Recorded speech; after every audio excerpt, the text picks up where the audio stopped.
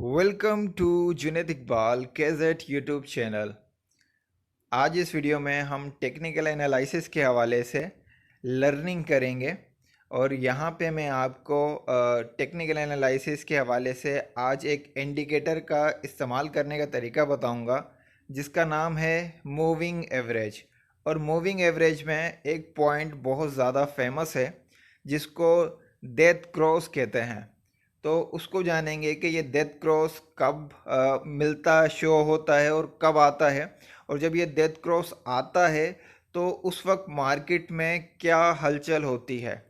बहुत ज़्यादा YouTuber show करते हैं कि डेथ क्रॉस आने वाला है या डेथ क्रॉस आ चुका है। तो ये एक इंडिकेटर है जो आपको मार्केट समझने में मदद फराहम करता है।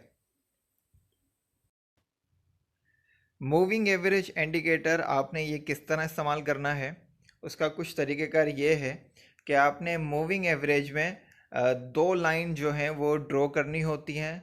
मूविंग एवरेज की जो लेंथ होती है उनको डेज़ के हिसाब से काउंट किया जाता है।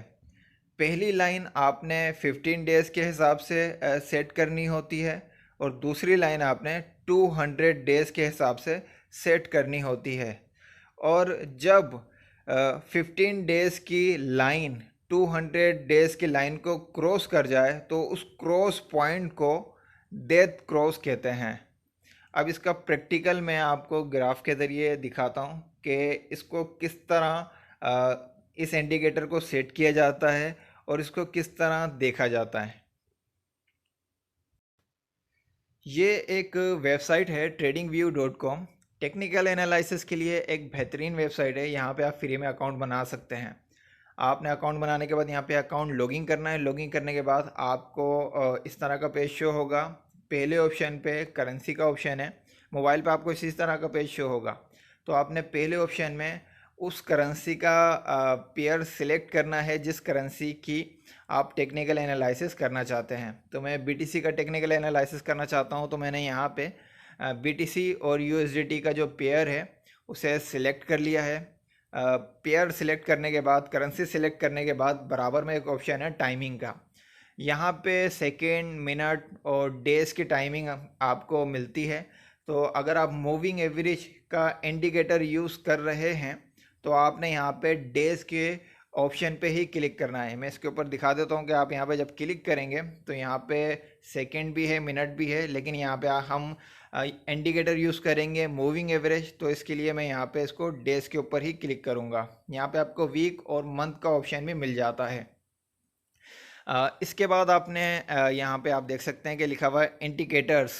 आपने इसके ऊपर क्लिक करना है और क्लिक करने के बाद आपने यहाँ पे लिखना है मूविंग एवरेज। आप चाहें तो पूरा मूविंग एवरेज लिख लें या आप चाहें तो एम ए लिख सकते हैं। मूविंग एवरेज की शॉर्ट फॉर्म एम ए लिखेंगे तो आप देख सकते हैं यहाँ पे आपको मूविंग एवरेज जो है वो शो हो जाएगी। आपने इसके ऊपर दो मरतबा क्लिक करना है, एक और दो। आप जितनी दफ़ा क्लिक करेंगे उतनी मर्तबा आपको इसमें सेटिंग करने का ऑप्शन मिलेगा। तो मैंने दो दफ़ा क्लिक कर दिया है। क्लिक कर दिया है। अब क्लिक करने के बाद मैं इसको बैक कर लेता हूँ। क्लिक करने के बाद मैंने यहाँ क्रॉस पे क्लिक किया और जैसे ही मैंने क्लिक किया तो आप यहाँ पे देख सकते हैं कि मेरे यहाँ पे बिटकॉइन के प्राइस के नीचे बिटकॉइन का करेंसी का प्राइस शो हो रहा है, उसके नीचे वॉल्यूम। वॉल्यूम के नीचे आप देख सकते हैं MA+2 लाइन मेरे पास यहाँ पे शो हो चुकी हैं। तो मैं अगर इसके ऊपर क्लिक करूँ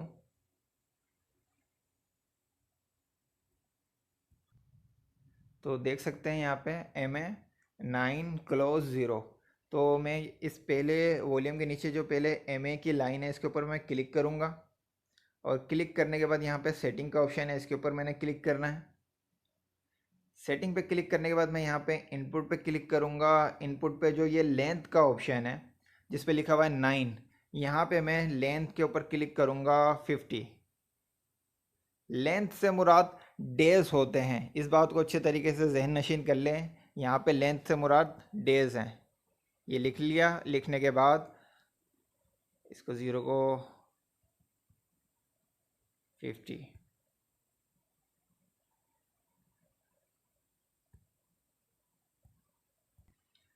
50 लिख लिया है मैंने। उसके बाद मैं इस लेंथ का कलर जो है स्टाइल में आके सिलेक्ट कर लेता हूँ कि जो मैंने 50 डेज़ की लेंथ सेलेक्ट की है इसका मैं चाहता हूँ कि कलर हो स्काई ब्लू। स्काई ब्लू रख लेते हैं। स्काई ब्लू रख के इसको कर देते हैं ओके। तो आप देख सकते हैं ग्राफ में एक स्काई ब्लू कलर की लाइन शो हो रही है। अब मैंने जो दूसरा एम ए मूविंग एवरेज की लाइन सेलेक्ट की थी उसके ऊपर अब मैं क्लिक करूँगा। इसके ऊपर मैंने क्लिक किया। यहाँ पे भी मैं आऊँगा सेटिंग पे, और सेटिंग पे आने के बाद मैं यहाँ पे इनपुट पे आऊँगा, और इनपुट पे मैं यहाँ लेंथ जो 9th लेंथ है इसको मैं 200 लिखूँगा। यहाँ पे आऊँगा मैं, इसको रिमूव करके 200 लिखा। उसके बाद 200 लिखने के बाद मैं इसका स्टाइल पे आऊँगा, और स्टाइल पे आके इसकी जो लाइन है उसका कलर रख लेता हूँ मैं यहाँ पे येलो, ताकि मुझे याद हो कि मैंने किस लाइन को किस लेंथ का टाइम पीरियड दिया है। तो इसके लिखने के बाद मैं इसको कर देता हूँ ओके।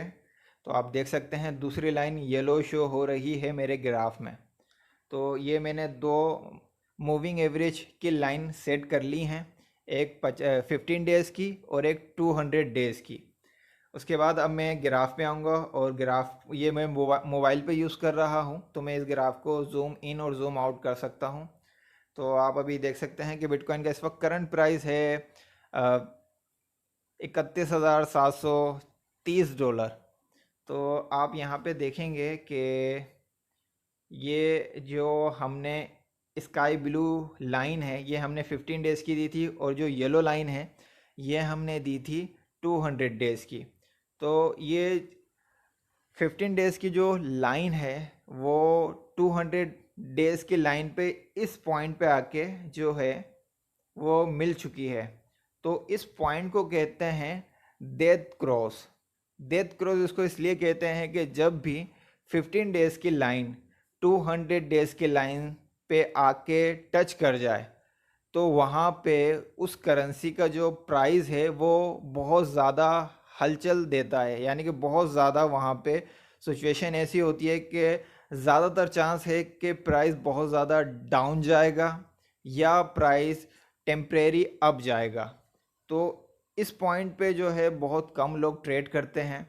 अक्सर लोग देख रहे होते हैं ग्राफ में कि क्या 15 डेज़ की लाइन 200 डेज़ की लाइन के करीब तो नहीं आ रही है।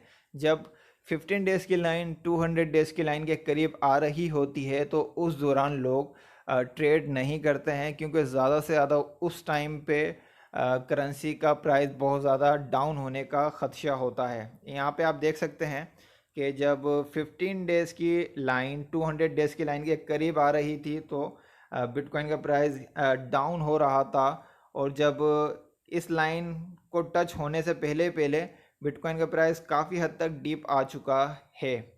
बिटकॉइन का प्राइस इंक्रीज़ किस तरह होगा? जब ये जो आप लाइन देख रहे हैं 15 डेज़ की लाइन 200 डेज़ की लाइन से जब तक नीचे रहेगी तब तक बिटकॉइन का प्राइस ऊपर नहीं जाएगा। जैसे ही 15 डेज़ की लाइन 200 डेज़ की लाइन से ऊपर चली जाएगी और इनका क्रॉस जो है वो ख़त्म हो जाएगा, तो आप देखेंगे कि मार्केट जो है बिटकॉइन की काफ़ी ऊपर जाने लग जाएगी, इंक्रीज़ होने लग जाएगी इसकी मार्केट।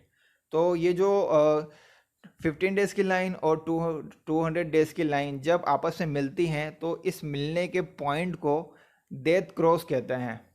और ये डेथ क्रॉस अभी नहीं आया, ये आता रहता है। माजी में भी अगर आप देखेंगे तो प्रीवियस इसकी हिस्ट्री में आप देख सकते हैं कि ये माजी में कब आया है डेथ क्रॉस, और जब ये आया है तो उस दौरान क्या सिचुएशन हुई थी मार्केट की। तो हम देख लेते हैं कि माजी में ये अब कब आया है।